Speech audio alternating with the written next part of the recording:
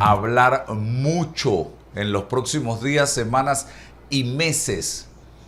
Y tema que tenemos que empezar a tratar de entender para poder valorar cada una de las propuestas que se hagan en aras de rescatar el programa de invalidez, vejez y muerte de la Caja de Seguro Social, que es el de beneficio definido, y ver qué hacemos también con el mixto.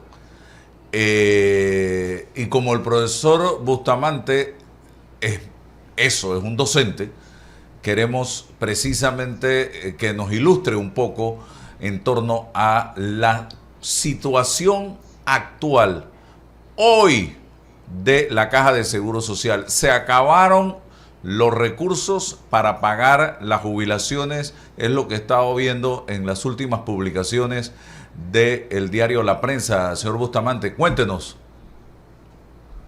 Sí, gracias por la invitación. La verdad que sí, ha habido un amplio despliegue de la prensa sobre un informe reciente de la nueva Junta Actuarial, el cual refleja lo que hemos venido diciendo los que estuvimos ahí y las autoridades nacionales, eh, y la OIT y la Junta Técnica Actuarial, de que efectivamente el problema de financiamiento del subprograma de beneficio definido, el SEBD, dentro del IBM, tiene un problema de financiamiento severo producto de su condición de que es un sistema cerrado que depende de las entradas de los que están cotizando, que cada vez son menos porque están pasando a ser beneficiarios, y que además tienen una condición de que no entran más personas. Entonces, el programa está definido, el problema está definido, se conoce, y ya hemos llegado al momento en que se están usando las reservas de una manera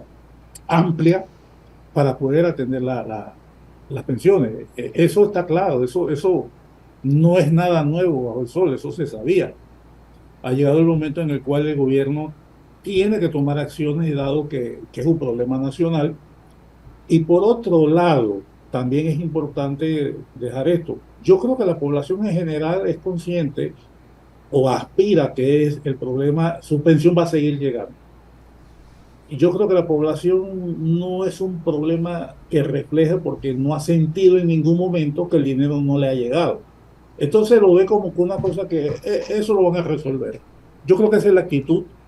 Y es una actitud ambivalente. Por un lado, de personas que confían en que su país, su gobierno les va a atender, pero por otro lado también una actitud de que no sé lo que va a pasar y no me interesa lo que va a pasar, y las medidas que haya que tomar no es mi problema. Entonces es una actitud ambivalente que yo creo que el trabajo que yo me impuse fue llamar la atención a la población de que para que eso pase hay que asumir sacrificios y costos, y que la población debe entender que eso va a suceder. Es lo que yo te puedo decir, no, no es nada nuevo. Sí, doctor. No sé lo que va a pasar, dirán muchos. Al final lo van a tener que resolver, pero no me suban la edad de jubilación, no me toquen la cuota obrero patronal, no me toquen la densidad de cuota. Ustedes resuélvanlo, Pero no me involucre. pero yo no voy a poner una gota de sacrificio. Y no va más allá. Y por otro lado, no me aumentes los impuestos y ve a ver tú cómo resuelves el problema. Yo creo que esa actitud, y es la que yo me he dedicado todo el tiempo a llamar la atención a la población, tenemos que entenderla, que no es sostenible. Nos va a costar a todos, y el trick es cómo distribuyo yo esa carga en la población, tanto en los mismos jubilados como en los que están cotizando en el sistema, como en el resto de la sociedad.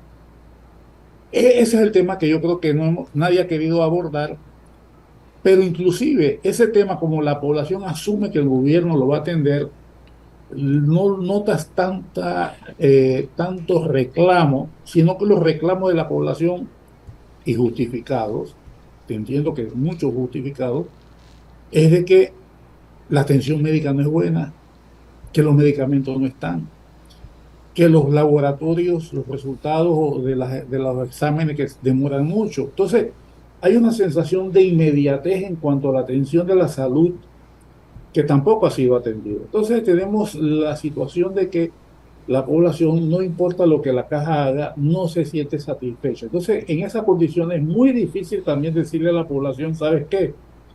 No solamente no te he resuelto el problema de atención a la salud, sino que además te voy a subir los costos del sistema. Entonces también hay una actitud que debo entender de la ciudadanía de que dice, espérate, no me vengas a hablar de costos si no me has resuelto problemas inmediatos que tengo todos los días. Entonces eso lleva al gobierno a cuál es la mejor estrategia para abordar este problema de una manera franca, directa y permanente. Pero ese es el reto. Ese es el reto. No solamente la pensión, es el sistema de salud.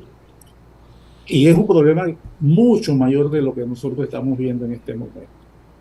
Doctor, hablaba yo con mis padres, que aún tengo el privilegio de tenerlos conmigo a su edad, y decíamos, y con mi suegra también, que trabajó incluso en la Caja de Seguro Social, y me hacía la pregunta, ¿los panameños son conscientes de el costo de los tratamientos, de los exámenes, de las cirugías, de todo lo que representa un proceso para hacerle frente a una enfermedad en la Caja de Seguro Social versus lo que se paga en cuota obrero patronal quincenal y mensualmente?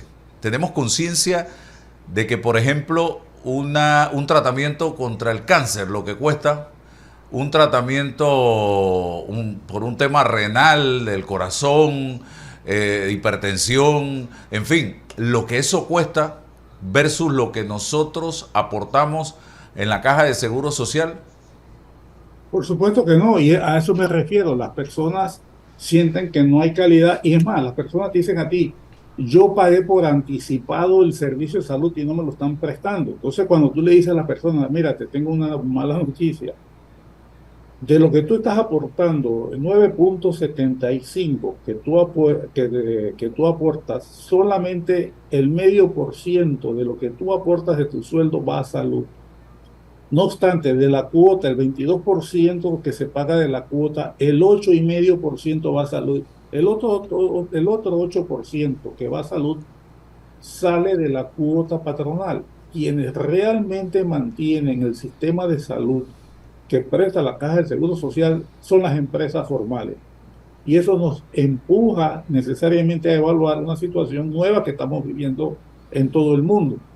Y es que cada vez la informalidad y el autoempleo y el emprendimiento individual está sustituyendo a las empresas formales. Entonces, si tú te vas a un sistema donde más del 50% de la población, en el caso panameño, es informal, no cotiza, no sostiene el sistema de salud, pero ese 50% de la población o es esposo, o es esposa, o es hijo, o es padre de un asegurado. Entonces está siendo atendido por el seguro aunque no pague un centavo. Y lo que usted dice es totalmente cierto. Cualquier examen de CAT en un hospital no baja de $500, no baja de ese costo. Una ARI, si son varias tomas, por ejemplo, que sea del cuello al abdomen, eso no te vas a bajar de 700, 800, $1,000 cada uno. Entonces tienes una situación realmente de que no hay una sensación, no hay un conocimiento de cuánto nos cuesta, cuánto le cuesta al Seguro Social la atención médica que presta, que de nuevo está desbordada por la demanda y de nuevo cada vez hay menos cotizantes. Entonces tenemos un problema de docencia, que es un poco lo que yo traté de hacer en los últimos 2 años, de llamar la atención a la población de la complejidad del sistema. Es más, la población espera que el Estado le provea de salud. Y eso en el fondo, la gente lo que está pidiendo implícitamente es lo que los europeos llaman el estado de bienestar. donde es responsabilidad del Estado proveer estos servicios, pero se están olvidando de la otra parte del problema. En los estados de bienestar europeos, la mitad de los ingresos de la población se van en impuestos y en algunos países más de la mitad. Entonces, eso tiene un costo y no lo estamos entendiendo.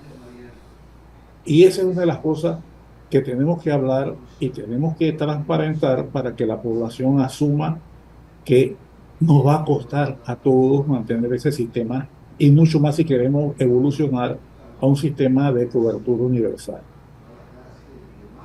Oiga, doctor, hábleme con franqueza, usted que ha estudiado el tema, ¿cuáles son las opciones que realmente tenemos para hacerle frente a este tema? ¿Por qué?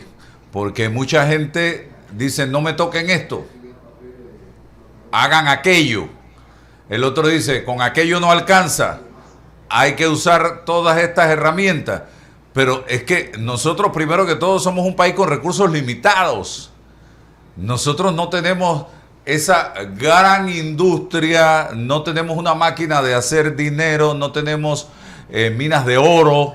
Entonces, ¿de dónde y cómo vamos a conseguir los recursos? Porque esto se resuelve con plata para apagar ese enorme incendio que tenemos en este momento, donde el bosque completo se está quemando. No, y recuerde que en la mañana comentábamos dentro de uno de nuestros titulares que el gobierno hará una nueva emisión de bonos por 1.400 millones para cubrir más deuda del Fondo de Ahorro de Panamá. Eso sumado a todo lo que usted comenta. A ver.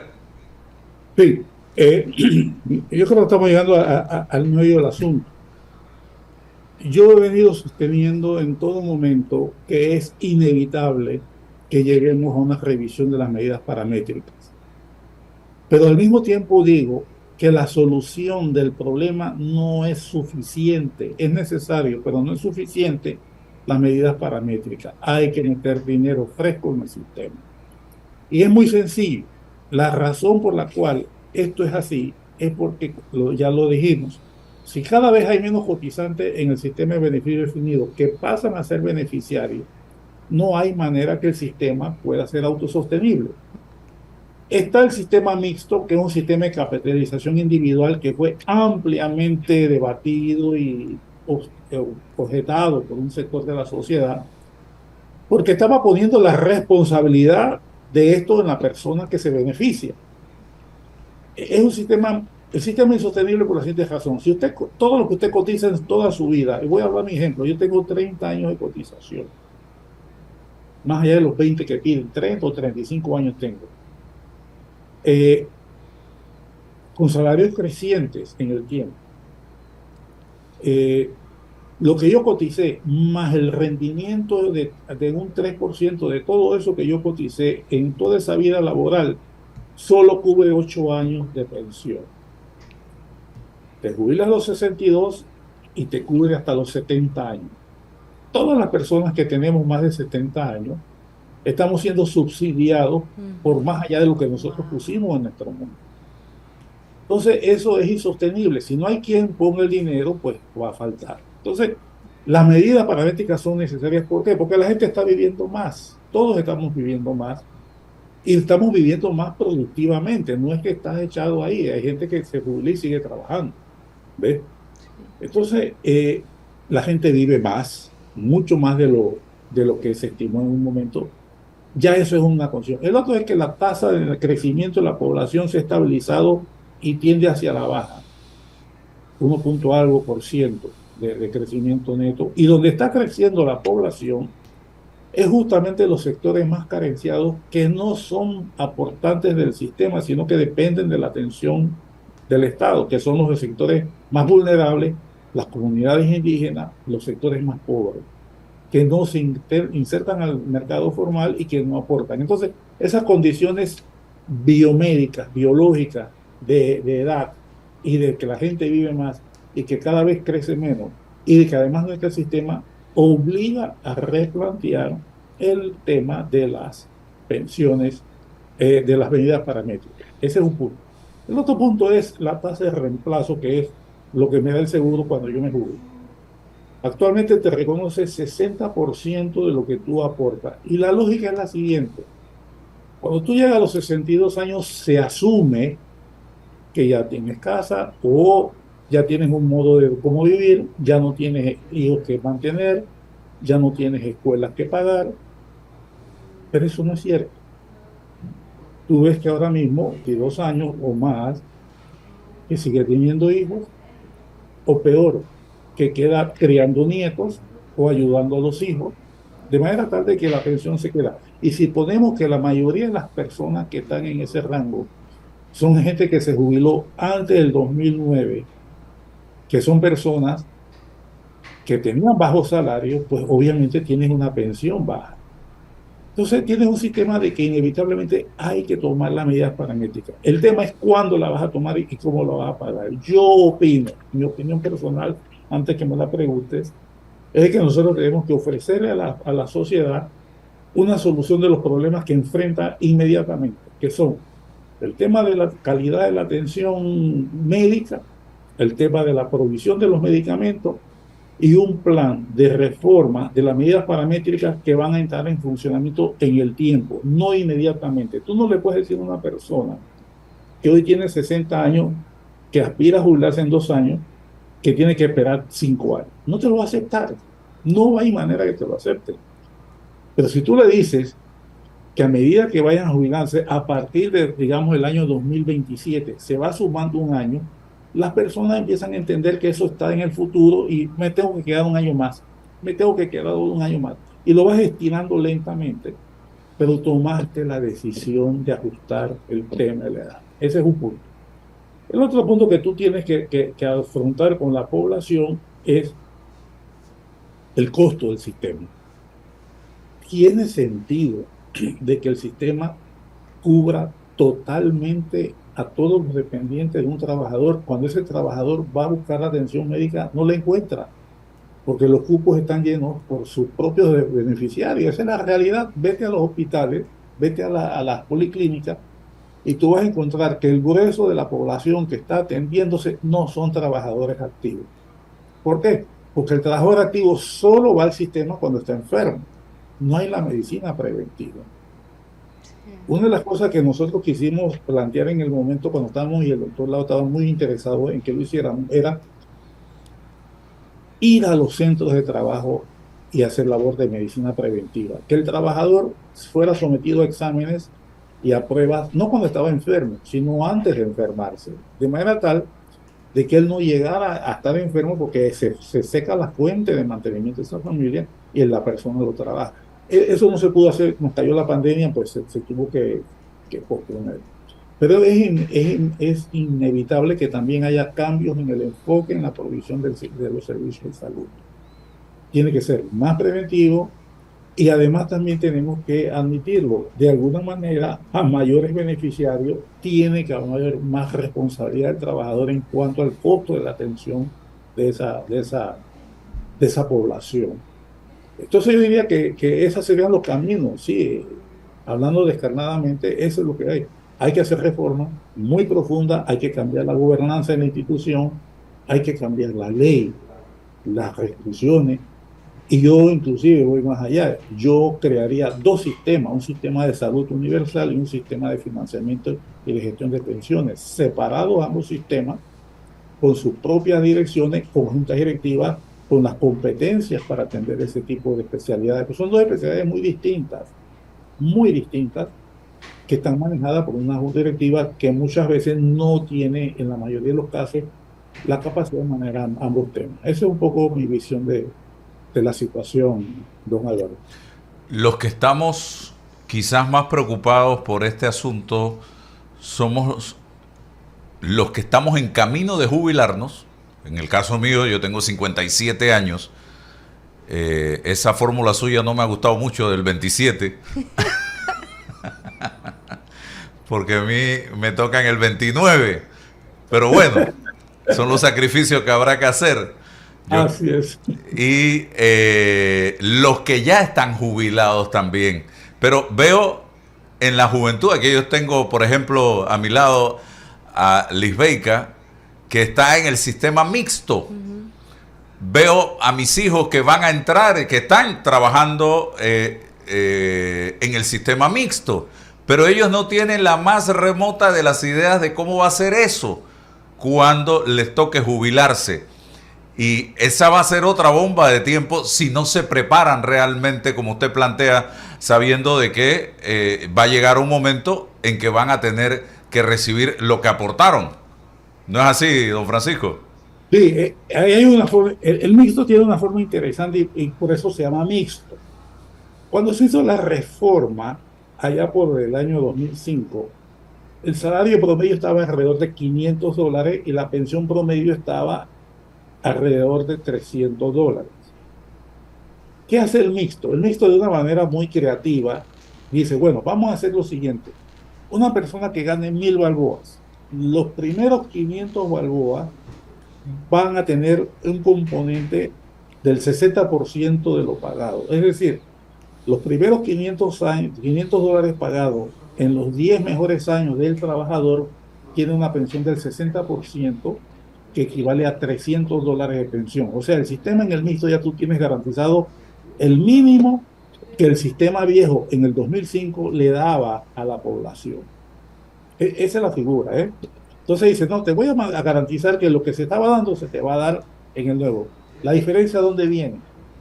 Si tú ganas $500 adicionales, de esos $500 adicionales, el 2,5% de lo que se cotiza va a un fideicomiso que va a financiar a aquellas personas que van a vivir mucho más de la expectativa de vida que en ese momento estaba alrededor de los 72, 73 años, no me acuerdo. Entonces, esa persona que viva más allá de la esperanza de vida, tiene un seguro que le va a cubrir esa parte. Y lo que él aportó en capital, más el rendimiento, se va a distribuir en 2 años y ese va a ser la pensión. Dicen los que han hecho los cálculos que eso, el 30% más eso, está garantizando una pensión alrededor del 40% de tasa de reemplazo. Es decir, el trabajador que en el actual sistema se jubila o tiene la promesa de jubilación de jubilarse si gana 1.000 con 600, en el otro sistema, en el nuevo, tiene la promesa, la garantía de que se va a jubilar con el 40%.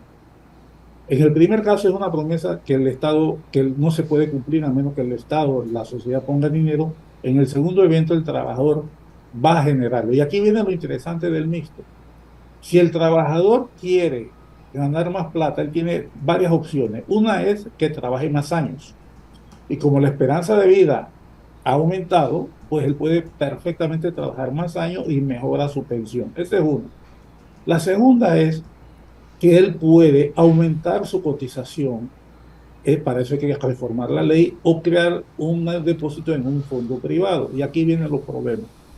El sistema debió proveer a los cotizantes del mixto de una facilidad que él pudiera entrar al sistema o recibir un estado de cuenta que le dijera, señorita Lisbeika, usted tiene en los 10 años de trabajo, usted tiene en su sistema mixto tanto aportado en el beneficio definido en los primeros 500 y tiene tanto aportado en el capital. Si usted usted se va a definir, si esto se mantiene, usted se puede jubilar con una pensión de tanto a los tantos años. Y usted podría decir inclusive, bueno, ¿qué pasa si yo quiero ganar más pensión? ¿Cuánto tendría yo que ahorrar adicional? Entonces él le dice, tendría que ahorrar adicional. Y esta es la gran queja de los que critican el sistema. Pero eso no ocurrió. ¿Ah? Eso nunca pasó. Como no lo entendí. Ese escenario de poder elegir no se presentó. Exactamente. ¿Por qué no se presentó? Porque justamente el sistema está tan atrasado, por eso digo que todo pasa primero por una reforma de estos sistemas, que no le provee esa información al individuo. No la tiene. Entonces, mal puede usted programar y planear su retiro si la información básica, la institución que la maneja no está en capacidad de darse. ¿Y por qué? Y eso es parte del reto que yo creo que tiene que resolverse antes de cualquier reforma. antes de cualquier aumento de los gastos o de la carga al trabajador. Y esa es la reforma que se llama la informatización de los sistemas, que nos costó mucho, mucho, mucho por la burocracia que hay en la institución. Te doy un ejemplo. Nosotros tuvimos con el doctor Lao una propuesta de reforma del sistema en el 2020, pero primero la preparamos nosotros. Va a una comisión de la Junta Directiva. De ahí pasa el pleno de la Junta Directiva. Del pleno de la Junta Directiva, una vez da la aprobación, pasa al MINSA. Del MINSA pasa al MEF. Del MEF pasa al gabinete en la presidencia. Y en ese camino se fueron 2 años, más la pandemia. Entonces perdimos el momentum para poder hacer la reforma, que entiendo no es hasta el año pasado que se vino a aprobar el programa de reforma y modernización del sistema informático, que va a permitir no solamente esta gestión, sino una mejor gestión de la cita, la mejor gestión de los recursos de la institución y la provisión de medicamentos y la terminación satisfactoria de los estados financieros, que no existe.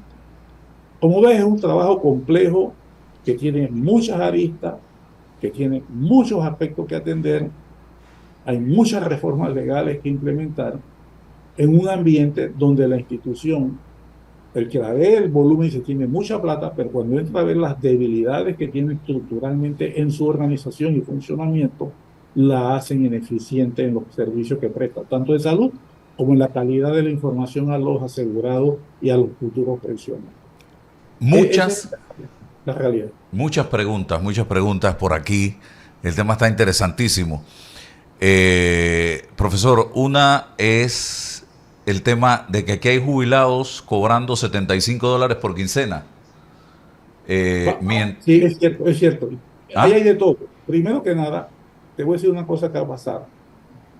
En otros países y en otros sistemas, cuando tú te jubilas, el sistema te entrega la totalidad de tu pensión o te la distribuye en el tiempo. En Panamá solo se te distribuye en el tiempo, no te la entregan de un todo, de un todo.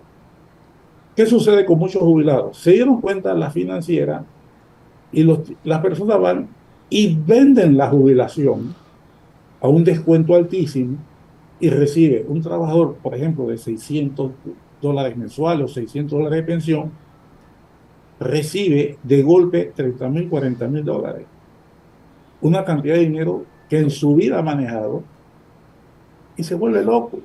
Yo conozco gente que hicieron eso y lo primero que hicieron se fueron de viaje por el mundo.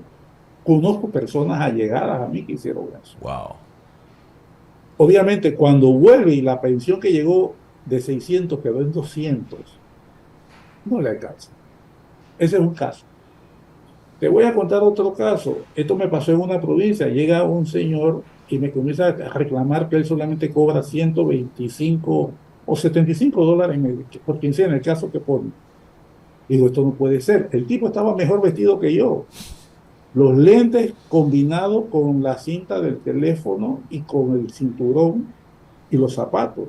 Y el pantalón combinado con la camisa y el collarcito. O sea, yo un tipo muy elegante. Y el tipo me dice, yo le digo, es muy difícil de creerlo. Viendo la pinta, yo digo, mire, no le podía decir, usted me miente. Pero no le podía decir, usted tiene razón. Digo, realmente es complicada su situación. Usted tiene cómo explicármelo, así como no, y sacó el talonario, el sueldo y me lo lleva.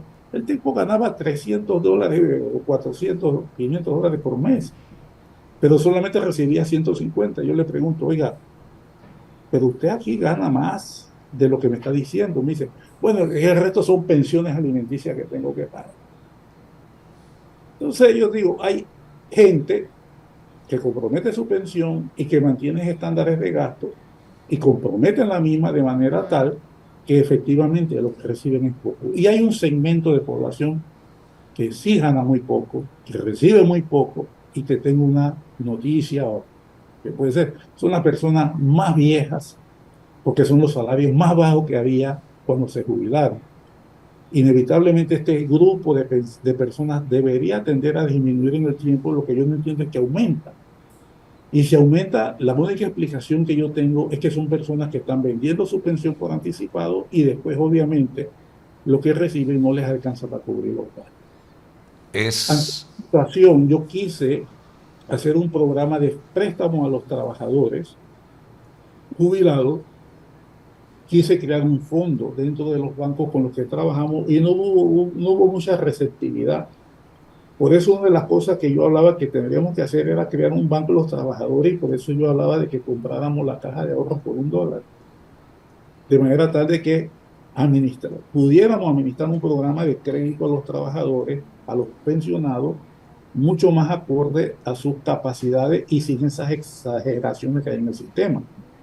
La caja tiene un programa de préstamo a los jubilados y chocamos constantemente con que la gente me venía a pedir que querían grandes sumas de dinero a menor tasa de interés para que les quedara más dinero para cobrar. Yo decía, estamos haciendo un sistema de venta anticipada de las pensiones que tampoco beneficia al trabajador. Eso hay que repensarlo, ver.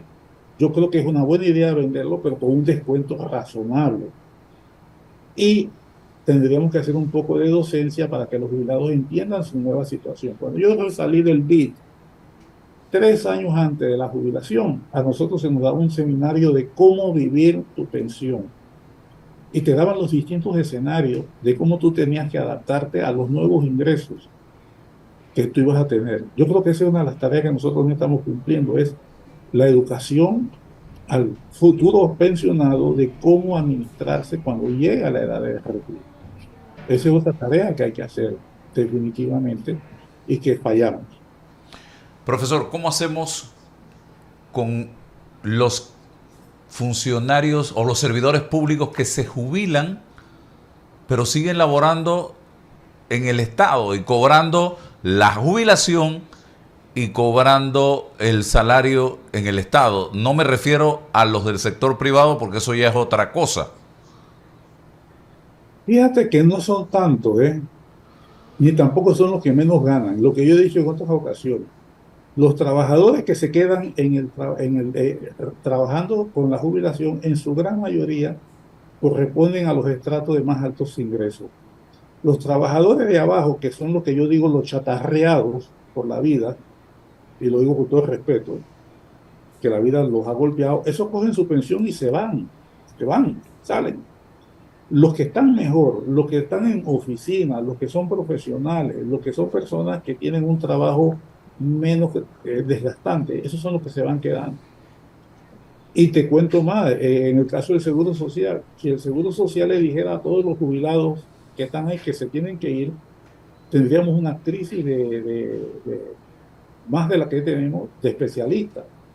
La mayoría de los especialistas cardiólogos están en esa condición, muchos pediatras, muchos ginecólogos, muchos oncólogos, o sea, que ese grupo de médicos y de enfermeras también hay, se jubilan y siguen trabajando, pero el sistema no ha provisto cómo reemplazarlos, ¿ves? Y están a la espera de que se les ofrezca, ese es uno de los temas, vamos a tener que llegar en una reforma a un programa de retiro voluntario y cerrar vacantes, cosa que no puede hacerse en el sector salud, y se hizo lo del sector salud. Si las personas se van, no puedo cerrar la vacante. En el sector administrativo tengo que hacerlo para evitar el peso de personas que se quedan trabajando. Entonces, la ley les permite seguir trabajando. No es cierto que son tantos los que se quedan, la mayoría de los que se quedan son los que más ganan, ¿ve? Y son los que más viven también. Y mucha de esa gente son personas que tienen competencias válidas todavía, porque muchas de sus funciones son intelectuales, ¿ve? O muy técnicas, que no son de fácil reemplazo. La mayoría de ellos yo me atrevería a decir. Oiga, el tema de la junta directiva, que es el debate de hoy con el presidente electo. No voy a afirmar nada que me recomiende esa junta directiva. Hay una junta directiva chueca porque tiene a varios miembros con periodos vencidos. Incluso hay sillas vacías de esa junta directiva.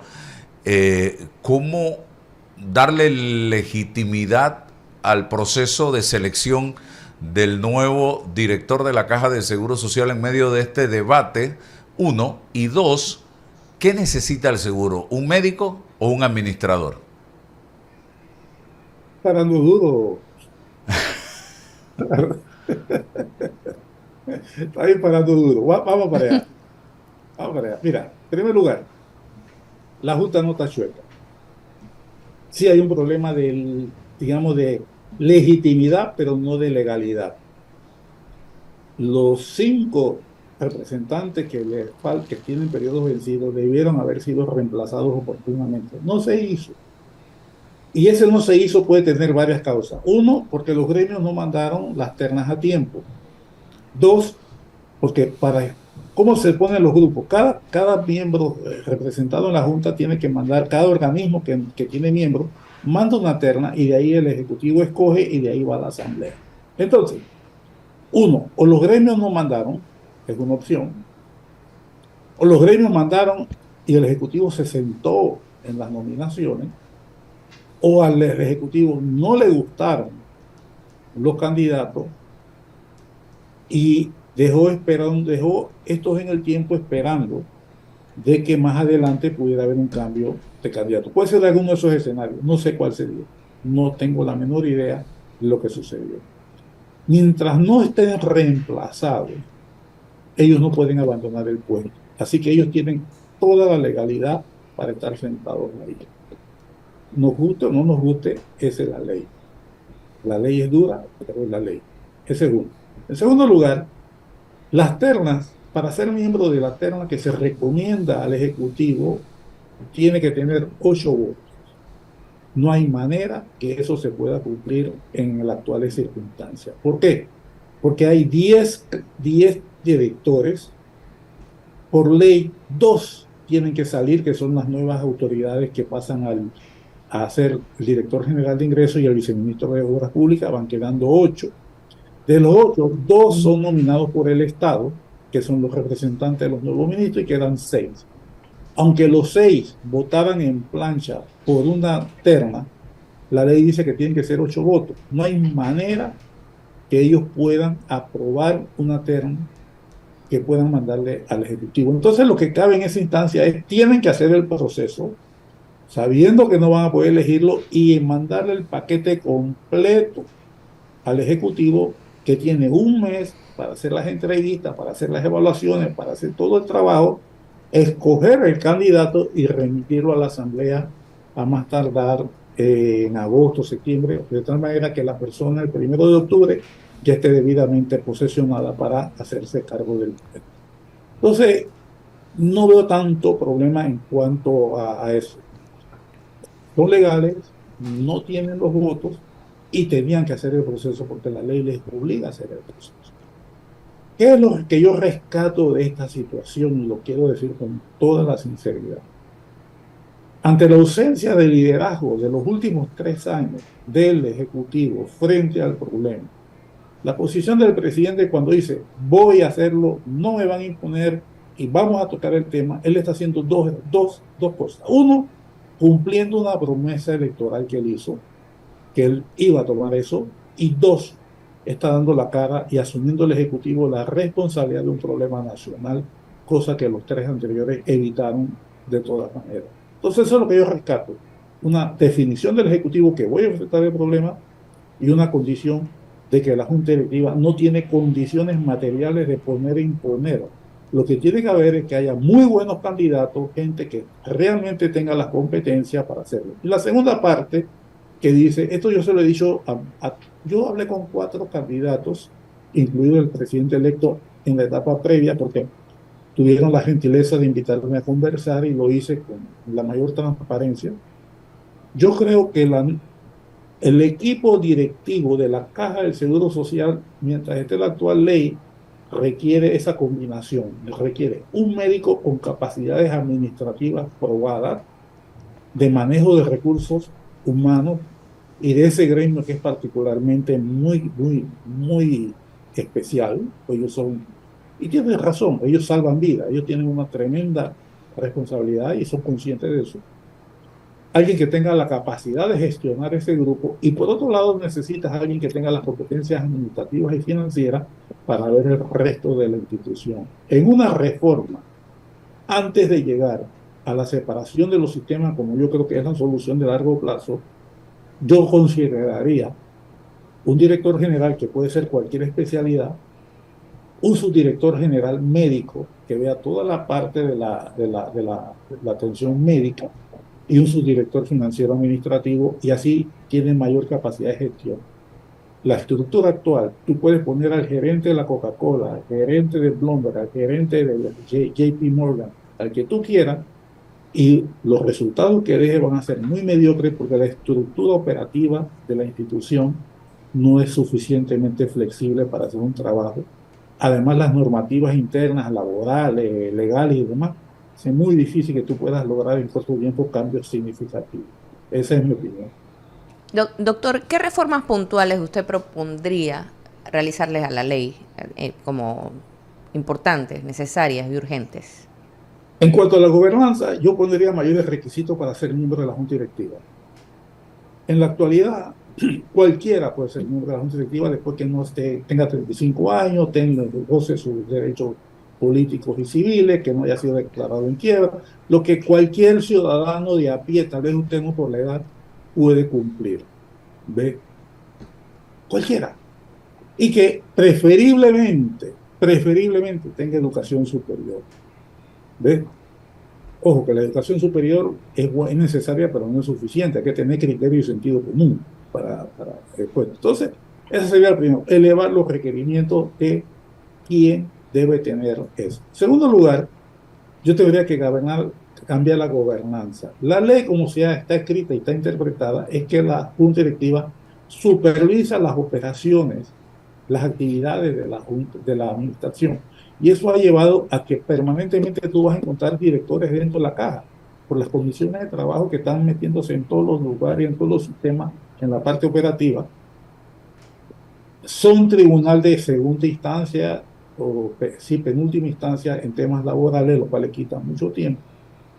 Pero las funciones sustantivas, que es de fijar política, objetivos y pedir resultados, eso no está claro, no está tan claro ni es parte de las cosas que hay que hacer. Entonces, sería un cambio que yo tendría que hacer, yo haría a nivel de gobernanza.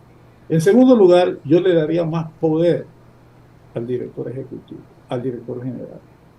Director general, para hacer compras arriba de $250,000, tiene que hacer todo el proceso de hacer el proceso de licitatorio, mandarlo a la comisión y la comisión al pleno. Y en algunos casos, dependiendo de las magnitudes, tiene que ir al MINSA y al MINSA al MEF. O sea, es un proceso, y a veces hasta el gabinete. O sea, es un proceso demasiado extendido. ¿Tú te imaginas que el director del canal tuviera que hacer eso cada vez que tiene que comprar una bomba o tiene que reparar una válvula o reparar una compuerta? No funciona. No, para nada. Tú te imaginas para comprar medicamentos, tú tengas que hacer todo, como se está haciendo ahora mismo, todo un proceso. No funciona. Entonces, hay cosas en la ley que limitan enormemente. Yo te doy una cosa, los préstamos hipotecarios, que es una línea natural de desarrollo de una institución que maneja fondos de pensiones. Aparte de los problemas estructurales y operativos de la institución, los tiene que firmar el contralor. ¿Tú te imaginas en la pila de documentos que tiene que ver el contralor? Una hipoteca de $100,000 de una persona allá en la tabla. No, yo no digo las tablas porque sea menos, al contrario, me gusta. Allá distante, que no tiene idea de sus papeles, tiene que ir al despacho del contralor, que entran en la pila de documentos que él tiene, que pasa por los asesores, que pasa por su departamento legal, para que él le ponga la fila, para que entonces pueda volver hacerse el trámite. No es competitivo, es costoso. ¿Ves? Y así te puedo enumerar cantidad de procesos que tendría que ser reemplazados en la ley para darle mayor flexibilidad a la misma. Otro elemento que yo incorporaría serían los dos subdirectores, como ya lo adelanté, para ir dividiendo las responsabilidades y la carga, porque un solo director no puede gestionar todo el tema. Y lo mismo la legislación para la inversión de los fondos de la caja, porque también la ley limita mucho el tema de la disponibilidad de fondos. Déjame decirte que hasta ahora ha sido bueno, porque si no hubieran hecho destrozos con esos recursos. Pero por otro lado, si tú quieres ser más competitivo, tienes que abrirle un poco más la puerta y tienes que poner más gente. El otro elemento que tú tienes que hacer es la necesaria... Ahí hay un tema. Las personas, antes de la ley de la reforma de 2005, necesitaban 5 años para ser permanente. Ahora con la reforma, como se estaban buscando apoyos para pasarla, en el 2005 solamente, con 2 años tú pasas a ser permanente. Tú tienes entonces una cantidad de trabajadores que en los 2 primeros años te funcionan como un relojito de maravilla. A los 2 años y un día son inamovibles prácticamente. Y yo siempre uso este ejemplo. Un departamento tenía unas funciones mal asignadas en el primer piso, la devolvieron donde debía ir, y una funcionaria dijo que ella no iba a cambiar de piso. La ley dice que para que tú muevas a un funcionario, primero lo tiene que pedir. Segundo, no le debe perjudicar. Tercero, tienes que estar de acuerdo. Y cuarto, por necesidades de servicio. La señora se negó a subir y ahí está todavía, creo. Tienen que bajarle los papeles para lo que a ella le toca, tienen que mandarlo al cuarto piso, que no fue, no se pudo mandar. La Junta Directiva le pidió a la administración un informe necesario y el departamento respectivo no lo hizo y ya la tercera vez me lo mandaron a mí. Yo no me había dado cuenta de eso, me lo mandan a mí. Su director actúe y yo llamo a la persona, le digo, mira, esto hay que hacerlo. Es que eso no es competencia nuestra. Digo, no, no, no, no, no te estoy diciendo que tú hagas eso. La Junta te está pidiendo recomendaciones de cambios que hay que hacer en un proceso. Aquí está la ley, y yo le hice el cuadro, se lo hice yo, mira, aquí está la norma, aquí está la recomendación y cómo podría quedar. Ese es tu reemplazo. Pero para esto vamos a mandárselo a la Junta y que la Junta haga su proceso y vamos a cambiar. Y era un proceso para la venta de bienes inmuebles de la institución, que arranca mal. El proceso arranca diciendo que el precio de mercado de un bien es el promedio de lo que diga la Contraloría y lo que diga el MEF. Y ya empezó mal, porque ese no es un precio de mercado, es un precio del gobierno. El precio de mercado es el que fija el mercado, no el que fijan dos burócratas. Entonces ya empezamos mal. En segundo lugar, las mismas normas te dicen que si tú lo ofreces y no lo vendes, tienes que volver a poner al 75%, si no al 50%, y si no, a lo que ofrece el mercado. Entonces tú quedas vendiendo por una deuda mayor, a veces un bien, por una tercera o cuarta parte de su valor. Porque el proceso, como está en la ley, te obliga. Entonces la Junta, con toda razón, decía, ¿cuáles son los cambios para no verme obligado a vender un producto, un bien, porque las condiciones no se están dando para que la gente lo compre a su debido precio? Este funcionario me dijo que era de ese departamento, yo no lo voy a hacer. No lo hizo. No lo hizo. Wow. Yo quise amonestarlo y el jefe inmediato del que estaba de viaje, por eso yo lo estaba haciendo, porque el jefe estaba de viaje, me dice, mire, su directora, que hay un problema, usted no lo puede amonestar, porque la normativa dice que solo su jefe inmediato lo puede hacer. Entonces, yo soy el subdirector general. Y usted no puede. Y no pude. Y era un Increíble. funcionario que había estado saltando de dirección en dirección porque nadie lo quería por esas mismas altitudes. No pude. Me decía, y ya para terminar, una persona que ocupó el cargo de director de la Caja de Seguro Social, ante una pregunta off the record, ¿con cuántas personas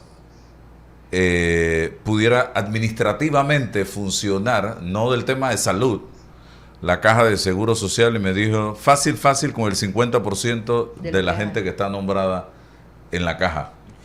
¿Qué piensa usted de eso? Eso es posible siempre que tú cambies los procesos. El tema es que los procesos son tan manuales que necesitas a esa gente. La necesitas. Y te doy el ejemplo que siempre digo. Tú sabes que no hay digitalización de los documentos administrativos de la oficina, todo está en papel. Toneladas de papel en distintos lugares, pagando alquileres o comprando locales para guardar papeles, porque la ley lo exige. Solamente hay un departamento que tiene algún grado de sofisticación en el manejo de su documentación, que es prestaciones económicas, donde cerca del 25% de los documentos de los jubilados no están digitalizados, están microfilmados. No sé si ustedes se acuerdan que antes habían unas pantallas que tú ponías el documento y tú le dabas vuelta con una palanquita. ¿Se acuerdan? Sí, cómo no. Bueno, eso es lo que hay en prestaciones, todo lo demás está en papel. Cuando usted se va a pensionar, el proceso es buscar la pantallita esa con lo que esté digitalizado, si tiene la suerte que esté ahí, o buscar los expedientes físicos, uno por uno, revisarlo para poder determinar si usted tiene pensión. El sistema debería hacerlo automáticamente cada vez que se paga una cuota. El sistema debería llevarlo de manera tal de que usted lleve un récord de sus cuotas paralelo al pago de las mismas. El sistema debía permitirle a usted que el día que usted presenta su solicitud en 48 horas, el sistema le manda una primera impresión para validarlo y discutirlo con usted. No, tiene que esperar ahora 3 meses, antes demoraba hasta un año. Ese es un ejemplo. Entonces, ¿cómo lo hace gente? A pulmón. Tiene que estar pagando sobre tiempo, tiene que poner toneladas de personas para manejar eso. El caso de los medicamentos igual, debe ser una doctora emocionadísima que le habían asignado 15 personas para manejar los cuadros de medicamentos. Eso debería ser un sistema informatizado y te necesitarías 3 o 4 que lo manejen. Como está estructurado, es manual. Entonces, esas son las cosas que por eso yo siempre digo, para poder llegar a eso que tú hablas de una dimensión eficiente, tienes que hacer 2 cosas. Esa reforma profunda, un proceso de retiro de ese exceso de personal para poder llegar a... Y eso no te va a tomar menos de 2 o 3 años. Eso Wow. es la realidad de lo que hay. Y yo creo que eso tiene que entenderlo con la población. Y lo tienen que hacer también de una forma humana. Tú no Sí. puedes llegar a decirle a una persona, tú no sirves o tú sobras. Oiga, ¿usted va a Eso no, aspirar a la dirección? yo no. Ah, ok. Fue rápido en la respuesta. Ya yo lo iba a proponer. Yo lo iba a postular también. Entonces, es una tarea muy ardua, y solamente se puede hacer con el respaldo del Ejecutivo y con otra cosa. Tú puedes hacer una reforma sin los asegurados, con los asegurados, pero no lo puedes hacer enfrentando a los asegurados, Sí. en pelea con ellos. Igual, tienes que hacer la reforma con el personal de la caja, sin el personal de la caja, pero no lo puedes hacer en guerra con ellos. Entonces hay un proceso de conversación y de negociación que puede ser muy largo, pero tiene que hacerse para efecto de que las personas comprendan que las medidas que se están tomando son inevitables, son necesarias y en un momento dado van a ser las que van a dar el beneficio a la institución y sobre todo a toda la sociedad panameña. Eso es lo que yo te pudiera decir, mi querido amigo Álvaro. Gracias. A usted. Muchas gracias. Esta entrevista entera la vamos a utilizar para docencia. Va a quedar en nuestro canal de YouTube, también en Twitter, en Instagram, para que ustedes puedan volver a verla en cualquier momento y sigamos en ese periodo, ese proceso de docencia de lo que realmente está pasando en la Caja de Seguro Social. Y justo porque lo vamos a enfrentar en, Claro, hay que en nada. prepararse para Hay eso. que prepararse.